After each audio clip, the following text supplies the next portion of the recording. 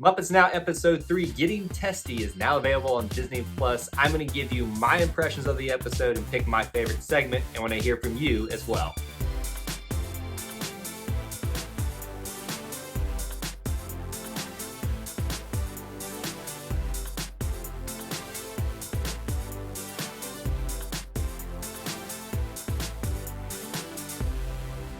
Welcome back to Eye to Eye, Disney Through Our Eyes. My name is Kyle, and this is our Disney Variety channel where we talk about anything and everything Disney and share our perspectives through our own eyes. If you haven't already, please make sure you consider hitting that subscribe button and even turning on the notification bell so you never miss a piece of content that we put out for you. With episode 3 in the books for Muppets Now, you got to think that the series now has kind of figured out at least what it's going to be and if it's going to be successful. Let me give you a few perspectives on my end after watching episode 3. First of all, there's no new segments. All of the ones that I'm going to talk about in a second are ones that we've seen before, just new iterations of them. There also are no differentiations from episode 2, with the exception of a little bit of a rearrangement, one being moved to the end of the actual order of the different segments. And I gotta be honest, this is probably my least episode of Muppets Now this far. Not that it was bad, it just didn't catch me as well as the other ones did. The segments we've all seen before, so I kind of know what to expect,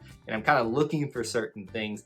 However, a lot of it didn't land for me that well. Again, not that it's bad, I just think I've seen better from Muppets Now, but still, we're gonna talk about it and give my impressions of it, and then I'll give you my favorite segment at the end of this. Segment number 1 is with our favorite guy, Swedish Chef. Okie dokie cooking is back. I'm not gonna butcher your ears with me trying to say it like he does this time. Again, the idea behind this segment is that Swedish Chef will be joined with a guest, and they will do some cooking alongside each other, and it's hosted by the Muppet, Beverly Plume, who is a turkey. Two things to note from this segment is that the special guest is food truck entrepreneur Roy Choi, and it's not pitched in this time as a competition and more of a collaboration.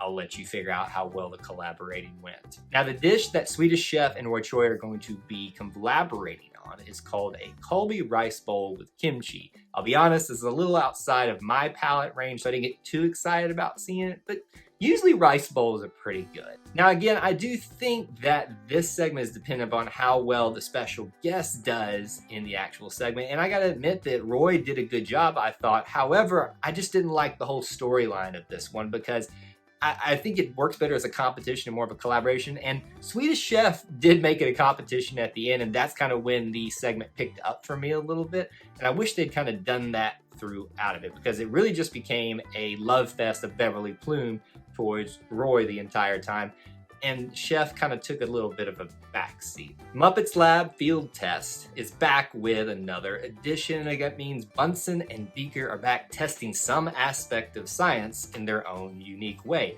Now, the theme of this one is the science concept of velocity. So last time it was burning things. You can only imagine when you involve velocity with Bunsen and Beaker what that's going to mean. So their special guest is a guy named Al the Pizza Guy, and I love pizza, so anytime you can include the Muppets and pizza together, it works for me. So Bunsen wants to test out the idea of velocity by launching these pizzas and other food items that Al has supplied them with this mechanism they built onto a wall and watch them splatter everywhere. The confusing part about this thing for me is, though I do like things flying through the air and watching them splattering on the wall, that's all that pizza that I could have been eating. I am so hungry right now just even thinking about it. That wasted pizza. So as you can imagine, Bunsen goes a little bit overboard with the whole thing, and then Beaker gets the short end of the stick, as he always does whenever they try to do science experiments. Lifestyle with Miss Piggy is back for a 3rd edition in this episode.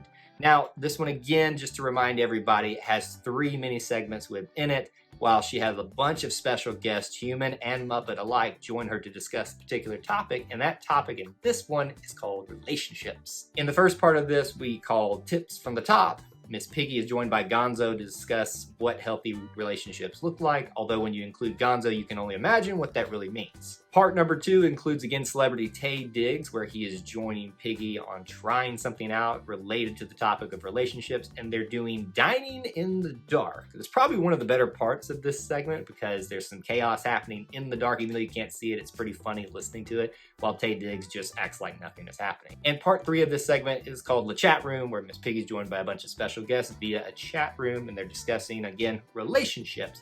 This time, her guests are Kermit, Beaker, and Linda Cardellini, and this Muppet over in the corner called Brie, which I'm guessing is a Muppet block of cheese. So while they're trying to discuss relationships, you can only imagine that Kermit is just trying to avoid this at all costs, which is pretty funny throughout the whole thing. But honestly, again, this segment is just not working for me all that much. It's not bad, it's just not my favorite. And probably one of my favorite parts, as I mentioned, was the block of cheese Muppet called Brie, because just watching her in the background with Linda Cardellini was pretty funny. Segment number 4 is Pepe's Unbelievable Game Show, where he hosts a game show with some kind of rules that he makes up along the way, and it's essentially a bunch of chaos. Pepe is joined by 2 humans to compete against each other, and their names are Nico and Daniel, which we don't find about until a little bit later into it because he moves so quickly into the actual game show. There are 3 games that they'll play. Number 1 is called the Lightning Round, where literally he just starts asking them a bunch of questions and starts assigning points, taking away points as it goes along for whatever reasons that Pepe has. Game number 2 is called the Makeup Challenge, where the contestants are trying to put on makeup without a mirror, and you can imagine what that looks like. I will say this, I now have a greater respect for what Jessica does with a mirror after seeing them. Heading into game number 3, Nico is leading the way, so for the last one, only Daniel gets to answer the final question. And as simple as it is, the final question is, who's the best game show? And obviously the answer is Pepe, but because he was brown-nosing or red-nosing because of the makeup he's wearing, Pepe deducted points from him, and it gave the win to Nico. This means that Nico gets to move along to the bonus round to compete with a guest for a potential prize. Her guest celebrity or Muppet is Carl. I think it was Big Mean Carl was his full name, but I'm just calling him Carl. She has to reach down into the Muppet's mouth and try to guess what's down there. It ended up being some kind of old-timey phone, and she didn't get it right, which she got to try again for something, but Carl just ends up eating her, which is pretty funny.